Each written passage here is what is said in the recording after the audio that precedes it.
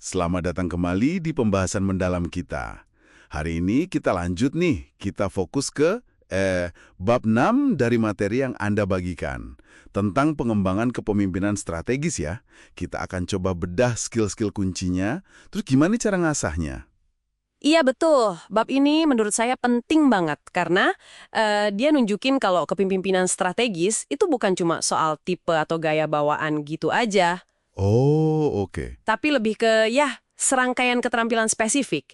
Dan ini bisa dipelajari, bisa dikembangkan, baik Anda sebagai individu atau dalam organisasi. Intinya sih gimana kita ubah wawasan strategis jadi aksi nyata yang berdampak gitu. Tepat. Jadi misi kita hari ini yaitu kita gali bareng keterampilan-keterampilan ini, lihat cara numbuhinnya gimana, dan kenapa ini relevan banget buat Anda semua yang pengen mimpin lebih efektif. Oke, kita mulai dari yang pertama ya. Tipe visioner. Mereka kan terkenal idenya gede-gede itu, tapi skill inti apa sih yang bikin visi itu beneran nyala? Nah, untuk visioner ini ada dua pilar utama lah.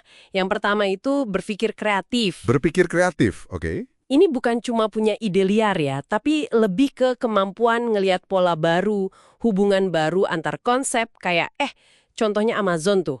Gimana mereka gabungin teknologi e-reader sama kebiasaan baca, jadilah Kindle. Itu kan kreatif banget. Iya. Menggabungkan yang udah ada jadi sesuatu yang baru ya. Betul.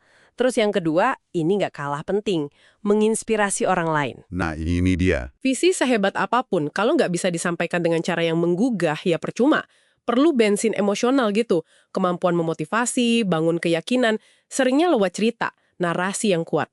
Kayak storytelling gitu ya? Iya, storytelling yang efektif. Contohnya, CEO Indiegogo disebut di buku itu gimana dia pakai cerita untuk ngebangun semangat. Menarik banget.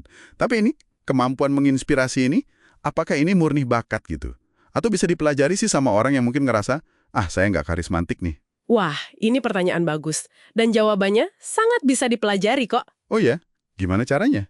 Kuncinya itu lewat dialog yang terbuka, terus mau menerima coaching, belajar memahami konteks audiens Anda itu siapa, apa yang penting buat mereka, dan juga bangun rasa percaya diri pas nyampein visi itu. Jadi latihan juga ya? Betul. Banyak kok eksekutif yang tadinya mungkin kaku, tapi belajar secara sadar buat jadi lebih inspiratif. Ini bukan magic. Ini keterampilan komunikasi strategis yang bisa diasah. Oke. Jadi bukan cuma ide, tapi juga cara menyampaikannya ya? Sip.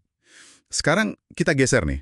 Kalau tipe direktif, mereka kan kesannya lebih terstruktur ya. Fokusnya ke gimana cara ngerjainnya. Skill andalan mereka apa aja? Nah, tipe direktif ini jagoannya memang menerjemahkan strategi jadi kenyataan di lapangan. Keterampilannya tuh ada beberapa. Pertama, berpikir kritis. Berpikir kritis? Kemampuan analisis situasi yang tajam, membedah masalah sampai akarnya, terus ambil keputusan berdasarkan data dan logika. Di buku ada contoh latihan simple tuh, nganalisis bisnis hotdog, pakai kerangka Porter. Itu bagus buat ngasah ini. Oh, oke. Jadi sangat analitis ya? Iya, terus mengelola eksekusi. Ini penting banget. Gimana mecah rencana besar jadi langkah-langkah konkret, terukur siapa melakukan apa, kapan? Mirip manajemen proyek lah ya, kasarnya. Mirip, tapi dalam konteks strategis. Dan terakhir, mendelegasikan wewenang dengan cerdas. Bukan cuma lempar tugas, tapi kasih peran yang jelas dan beneran memberdayakan tim. Ini kedengarannya lebih kayak ilmu pasti gitu ya. Lebih terstruktur, mungkin lebih gampang diajarin lewat framework atau proses tertentu. Bisa dibilang begitu ya, keterampilan direktif ini memang cenderung lebih mudah dipelajari lewat metode formal, latihan terstruktur, buku, penerapan sistem yang disiplin. Fokusnya kejelasan proses dan akuntabilitas. Oke, sip. Nah, dari yang fokus eksekusi, kita ke gaya yang beda lagi nih. Tipe inkubator, yang fokusnya justru dukung orang lain. Apa kekuatan unik mereka? Inkubator ini punya semacam radar khusus gitu. Mereka jago dalam berpikir evaluatif. Evaluatif, maksudnya? Artinya, punya kepekaan tinggi buat ngelihat potensi yang belum kelihatan.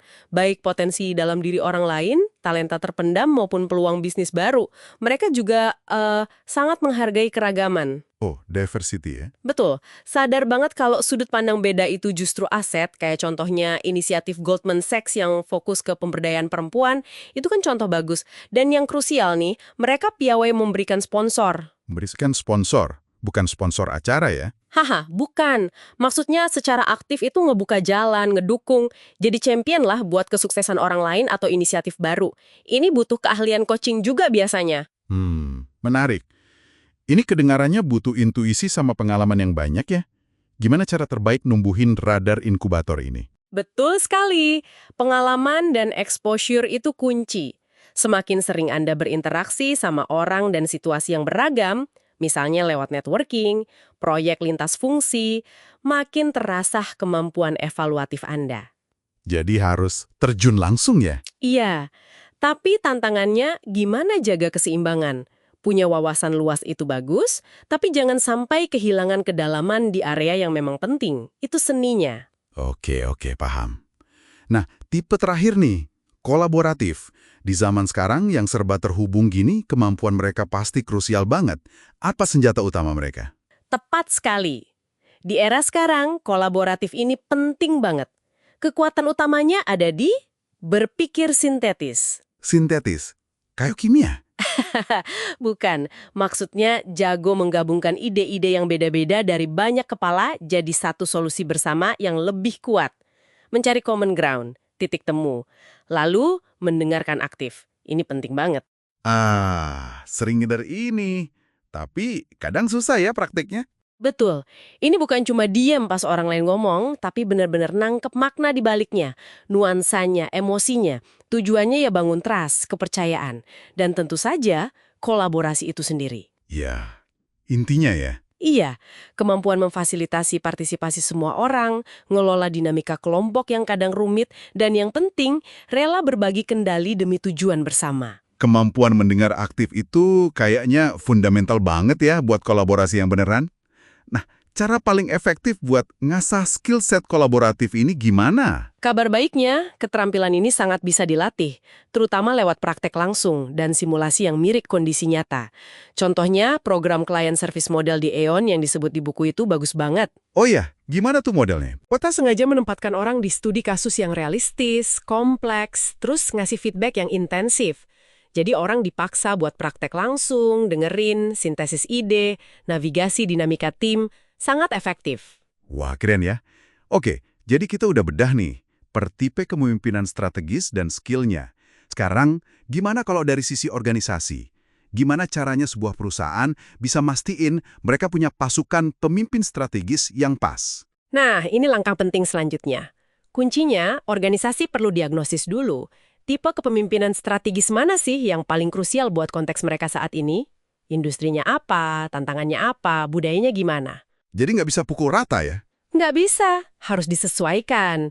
Nah, setelah tahu butuhnya apa, baru deh dibangun kapabilitasnya secara sistematis. Mulai dari rekrutmen yang nyari profil yang pas, terus program pelatihan yang fokus ke skill set kunci tadi, coaching yang terarah. Jadi terintegrasi gitu ya? Iya, sampai ke membangun budaya kerja yang memang mendukung pengembangan kepemimpinan strategis ini. Contoh klasik kan GE ya, dengan pusat pengembangan Crotonville mereka. Mereka fokus banget memadukan ilmunya kepemimpinan, prosesnya, sama seninya, yaitu penerapannya di lapangan. Oke, jadi kesimpulannya nih ya, kepemimpinan strategis itu bukan sesuatu yang abstrak atau cuma buat orang berbakat tertentu aja. Ini perpaduan cara mikir dan cara bertindak yang bisa diasah. Dan tiap tipe punya set keterampilan unik yang bisa dikembangin. Pertanyaannya sekarang, buat kita yang dengerin, apa artinya ini semua? Artinya, implikasinya kuat banget sih. Anda, kita semua, punya kendali atas pengembangan kepemimpinan strategis kita sendiri. Ini bukan takdir, tapi lebih kepilihan dan proses yang berkelanjutan. Langkah pertamanya yaitu, kenali dulu kekuatan Anda di mana, terus area mana yang paling strategis buat Anda kembangin sekarang? Bener banget. Nah, sebagai penutup nih, mungkin ada baiknya kita refleksi sejenak ya. Coba Anda pikirkan, dari 4 set keterampilan pemimpin strategis yang tadi kita bahas, visioner, direktif, inkubator kolaboratif, mana sih yang paling klik atau paling Anda rasa perlu dikembangkan saat ini? Pertanyaan bagus buat dibawa pulang. Dan mungkin lebih penting lagi, satu langkah kecil aja, tapi konkret. Apa yang bisa Anda mulai lakukan minggu ini juga untuk mulai mengasah keterampilan itu? Sekecil apapun langkahnya.